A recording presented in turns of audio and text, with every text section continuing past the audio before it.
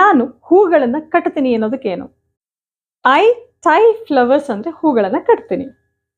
ಕಟ್ಟಾಯ್ತು ಅಂದ್ರೆ ಆವಾಗ I Tide flowers ಇಡಿ ಹಾಕ್ತಾ ಇದ್ದೀನಿ. ಮುಂದಕ್ಕೆ ಫ್ಲವರ್ಸ್ನ ಕಟ್ತೀನಿ ಅಂದ್ರೆ ಐ ವಿಲ್ ಟೈ ಫ್ಲವರ್ಸ್. ಇದೇ ರೀತಿನಲ್ಲಿ ಕೆಲವು ವರ್ಡ್ಸ್ಗಳನ್ನ ಟ್ರೈ ಮಾಡೋಣ. ನಾನು ಹೂಗಳನ್ನ ಕೀಳ್ತೀನಿ ಅಂದ್ರೆ ಐ ಪ್ಲಕ್ ಫ್ಲವರ್ಸ್ ಆಗತ್ತೆ. ಕೀಳೋದಕ್ಕೆ ಪ್ಲಕ್. ಕಿತ್ತಾಯ್ತು ಅಂದ್ರೆ ಐ ಪ್ಲಕ್ಡ್ ಫ್ಲವರ್ಸ್.